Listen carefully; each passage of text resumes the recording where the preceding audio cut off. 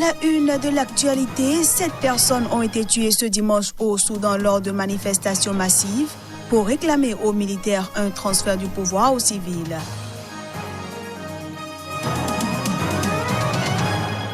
En Guinée-Bissau, le parquet a ordonné l'arrestation de Cipriano Kassama, le président intérimaire désigné par l'Assemblée nationale.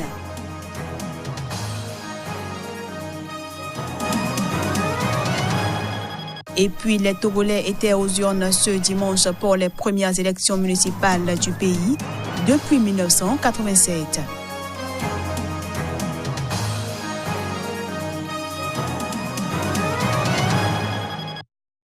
Voilà pour les titres. Bienvenue à tous. Au Sénégal, la police a dû procéder à plusieurs arrestations en fin de semaine écoulée. Des arrestations survenues dans le rang de manifestants ayant décidé de battre le macadam en dépit d'un communiqué préfectoral interdisant tout rassemblement ce week-end. En effet, en fin de semaine, il avait été annoncé 3 à 4 manifestations pour soit interpeller le gouvernement sur des questions de société et des scandales comme l'affaire de pots de vin qui touche Aliou Sall, le frère du président Macky Sall, soit pour saluer les efforts du chef de l'État en termes de gouvernance et de développement. Trop de manifestations que la préfecture dit ne pouvoir gérer à la fois. Une réponse qui, pour certains manifestants, n'est qu'un prétexte. Ils appellent à la poursuite de la mobilisation tout en dénonçant l'arrestation de certains dès lors. Je vous invite à suivre à présent l'un des manifestants sur des propos recueillis par Tchèque Berthe, notre correspondant au Sénégal. Sur le trottoir, on nous arrête. On n'a même plus le droit d'être libre sur le trottoir dans ce pays-là. Ce pays-là est une dictature. Une dictature. Personne n'a le droit, même sur un trottoir, de marcher dans ce pays-là. Voilà ce qui se passe. En 2019... Nous sommes ici aujourd'hui pour manifester contre la spoliation de nos ressources. Nous sommes aussi aujourd'hui pour exiger la transparence et, sur nos ressources naturelles, particulièrement nos ressources pétroliers et gaziers. Et exiger aussi la transparence sur les contrats pétroliers et gaziers signés par le président Macky Sall dans des conditions extrêmement nébuleuses. Nous avons senti que le régime aujourd'hui tentait de nous intimider et de nous bâillonner. Et nous allons faire face en tout cas. Nous n'allons pas reculer, Rien ne peut nous dissuader de nos ambitions et de nos objectifs qui est de réclamer justice, qui est de réclamer la transparence sur la gestion de notre pays, particulièrement sur la gestion de nos ressources pétrolières et gazières. Aussi, nous allons manifester parce que c'est un combat citoyen, c'est un combat tout simplement pour le peuple, c'est un combat qui vise à tout simplement recouvrer les deniers publics perdus, recouvrer tout simplement les avoirs, nos avoirs perdus dans ces contrats signés par le président Macky Sall. Au Soudan, 7 personnes ont été tuées ce dimanche lors de manifestations massives pour réclamer aux militaires un transfert du pouvoir aux civils, et ce, plus de 2 mois après la chute d'Omar El-Béchir. Personne ne s'attendait à une mobilisation aussi importante ce dimanche. Ce qui a démarré par de petits rassemblements dans différents quartiers s'est rapidement transformé en une mobilisation inattendue malgré l'important déploiement sécuritaire. À l'appel du principal mouvement de la contestation, des dizaines de milliers de Soudanais ont manifesté ce dimanche à travers le pays pour réclamer aux militaires un transfert du pouvoir aux civils. Mais les forces de l'ordre ont tiré des gaz lacrymogènes sur les protestataires.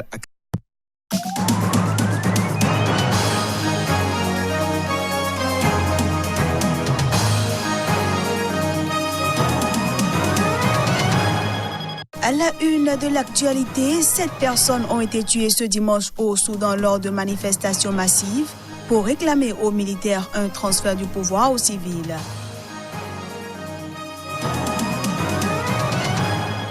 En Guinée-Bissau, le parquet a ordonné l'arrestation de Cipriano Kassama, le président intérimaire désigné par l'Assemblée nationale.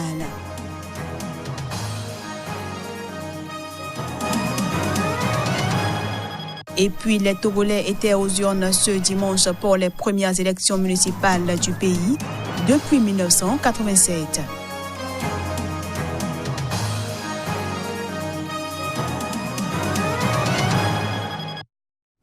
Voilà pour les titres. Bienvenue à tous. Au Sénégal, la police a dû procéder à plusieurs arrestations en fin de semaine écoulée. Des arrestations survenues dans le rang de manifestants ayant décidé de battre le macadam en dépit d'un communiqué préfectoral interdisant tout rassemblement ce week-end.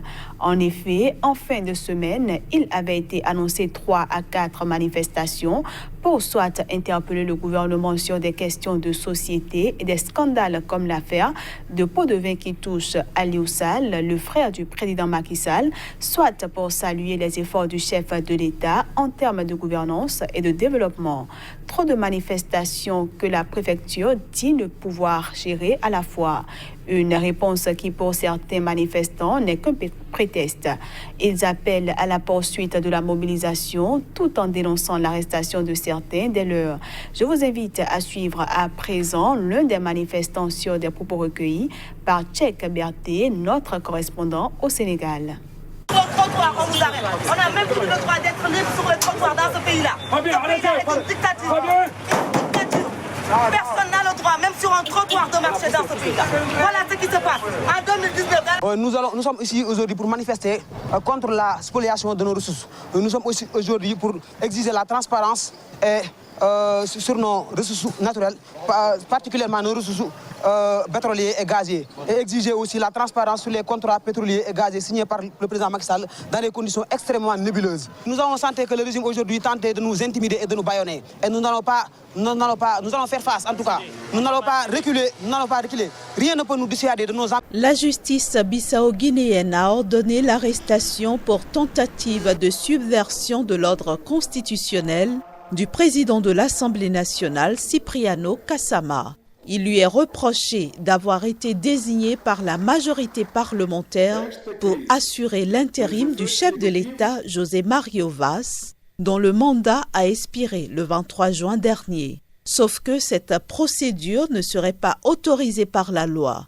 La même accusation vise Khalifa Seydi, chef du groupe des députés du Parti africain pour l'indépendance de la Guinée et du Cap-Vert, PAIGC. Le bureau du procureur tient les 2 hommes pour responsables de l'initiative du vote de cette résolution à l'origine de la tentative de subversion. Alors qu'ils sont à Abuja au Nigeria dans le cadre d'un sommet de la Communauté économique des États de l'Afrique de l'Ouest, en partie consacré à la crise politique en Guinée-Bissau, Cipriano Kassama et Khalifa Seydi risquent bien de se voir arrêtés dès leur retour au pays. Le PAIGC et ses 3 formations alliées contrôlent une majorité de 54 sièges sur 102 à l'Assemblée nationale depuis les législatives du 10 mars. Quant au président Vaz, il reste aux commandes, continuant de gérer les affaires courantes du pays jusqu'au 24 novembre prochain, date de la prochaine élection présidentielle. Plusieurs pays et des ONG ont d'ailleurs appelé à la retenue. La mobilisation de ce dimanche est d'autant plus impressionnante que le Conseil militaire bloque depuis des semaines l'accès à Internet, outil stratégique pour allier dès le début du mouvement de contestation inédit en décembre 2018. Le président bissau-guinéen reste au pouvoir jusqu'à l'organisation de la présidentielle de novembre prochain. La décision émane de la CEDEAO, médiatrice dans la crise politique qui secoue le pays.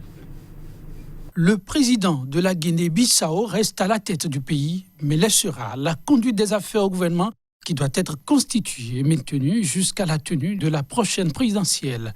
Ainsi, en a décidé la CEDEAO, médiatrice dans la crise politique qui secoue ce petit pays d'Afrique de l'Ouest. Le mandat du président José Mario Vaz, venu à expiration le 23 juin, le pays, depuis, est en affaires courantes et ce, jusqu'à la présidentielle du 24 novembre prochain. Semaine écoulée, les députés de la majorité avaient adopté à l'unanimité une résolution autorisant le président du Parlement, Cipriano Kassama, à assurer l'intérim du président Vaz. La décision n'a pas manqué de conséquences. La CEDEAO prendra toute autre mesure. Selon la décision de la Communauté économique des États de l'Afrique de l'Ouest, la gestion du pays échouera finalement au Premier ministre Aristide Gomez. Ce dernier s'attellera instamment à la mise en place d'un gouvernement au plus tard le 15 juillet et s'engagera par la suite dans les préparatifs de l'élection présidentielle. Le dit document précise en outre qu'un nouveau ministre de la Justice sera nommé sur la base d'un consensus entre le gouvernement et la majorité avant le 3 juillet. Reste à observer l'application stricte des dites mesures. On reste en Guinée-Bissau où le procureur général a ordonné l'arrestation du président de l'Assemblée nationale. Il est reproché à Cipriano Kassama d'avoir été désigné par la majorité parlementaire pour assurer l'intérim du chef de l'État, José Mario Vaz, dont le mandat a expiré. La justice bissau-guinéenne a ordonné l'arrestation pour tentative de subversion de l'ordre constitutionnel du président de l'Assemblée nationale, Cipriano Kassama. Il lui est reproché d'avoir été désigné par la majorité parlementaire pour assurer l'intérim du chef de l'État, José Mario Vaz, dont le mandat a expiré le 23 juin dernier. Sauf que cette procédure ne serait pas autorisée par la loi. La même accusation vise Khalifa Seydi, chef du groupe des députés du Parti africain pour l'indépendance de la Guinée et du Cap-Vert, PAIGC. Le bureau du procureur tient les deux hommes pour responsables de l'initiative du vote de cette résolution à l'origine de la tentative de subversion. Alors qu'ils sont à Abuja, au Nigeria, dans le cadre d'un sommet de la Communauté économique des États de l'Afrique de l'Ouest, en partie consacré à la crise politique en Guinée-Bissau, Cipriano Kassama et Khalifa Seydi risquent bien de se voir arrêtés dès leur retour au pays. Le PAIGC et ses 3 formations alliées contrôlent une majorité de 54 sièges sur 102 à l'Assemblée nationale depuis les législatives du 10 mars. Quant au président Vaz, il reste aux commandes, continuant de gérer les affaires courantes du pays jusqu'au 24 novembre prochain, date de la prochaine élection présidentielle. Les Togolais ont voté ce dimanche pour élire leur maire. C'était lors des premières élections municipales depuis 32 ans, boycottées par une importante partie de l'opposition et marquées par une faible participation dans la capitale. Plus de 3,4 millions d'électeurs étaient appelés à s'exprimer ce dimanche. Dans les bureaux de vote de la capitale Lomé, les taux d'abstention se situaient autour de 75%. Un peu moins de 10 000 candidats sont en compétition. 1527 conseillers municipaux devaient être élus dans 117 communes pour un mandat de 6 ans renouvelable 2 fois parmi les 569 listes de partis politiques et d'indépendants retenus par la Cour suprême pour se présenter à ces élections municipales, les premières depuis 1987. Les mairies sont actuellement dirigées par des présidents de délégations spéciales nommés par le président de la République. L'opposition espère remonter plusieurs mairies de la capitale Lomé et rivaliser avec le parti au pouvoir, l'Union pour la République, dans le centre. Faute d'avoir reçu leurs accréditations, les principales associations de la société civile, l'Association des chrétiens pour l'abolition de la torture, la concertation de la société civile au Togo et la Commission épiscopale nationale Justice et Paix n'ont pas pu observer le scrutin. Le décompte ayant commencé ce dimanche soir, aucune date n'a été communiquée